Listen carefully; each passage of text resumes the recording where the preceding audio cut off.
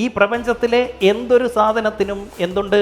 ഒരു തുടക്കം, ഒരു കയറ്റം, ഒരു മെച്യൂരിറ്റി സ്റ്റേജ്, ഒരു ഡിക്ലൈൻ സ്റ്റേജ്. ഒരു ബിഗിനിങ് ഉണ്ട്, ഒരു ഗ്രോയിങ് സ്റ്റേജ് ഉണ്ട്, ഒരു മെച്യൂരിറ്റി സ്റ്റേജ് ഉണ്ട്, ഒരു ഡിക്ലൈൻ സ്റ്റേജ് ഉണ്ട്. ബിസിനസ്സിൽ ഏറ്റവും കൂടുതൽ ലാഭം കിട്ടുന്ന ഒരു പീരീഡ് ഇതാണ്.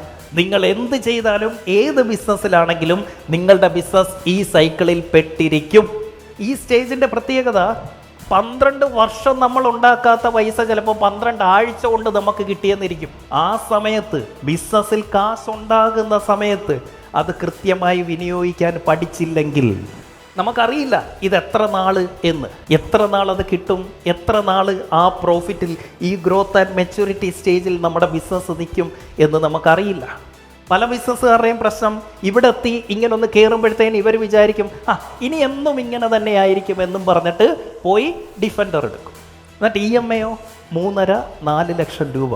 അപ്പോഴത്തേക്കിന് ഇവിടെ വെച്ചാണ് വണ്ടി എടുക്കാൻ തോന്നിയത്. അത് കഴിഞ്ഞ് EMI അടച്ചു തുടങ്ങുമ്പോൾ ബിസിനസ് ഇവിടെ എത്തി. ഈ പീരീഡ് എന്ന് പറയുന്നത് അത് ചിലപ്പോൾ ഒരു ഓപ്പർച്യൂണിറ്റി ആയിരിക്കാം, ചിലപ്പോൾ ഒരു ലക്കായിരിക്കാം, ചിലപ്പോൾ ഒരു ട്രെൻഡ് ആയിരിക്കാം, നമുക്കറിയില്ല. What ever it may be, ആ പീരീഡിൽ നമുക്ക് എന്ത് ചെയ്യാൻ പറ്റണം? നമ്മളുടെ പേഴ്സണൽ ഫിനാൻസ് ബിൽഡ് ചെയ്യാൻ പറ്റണം.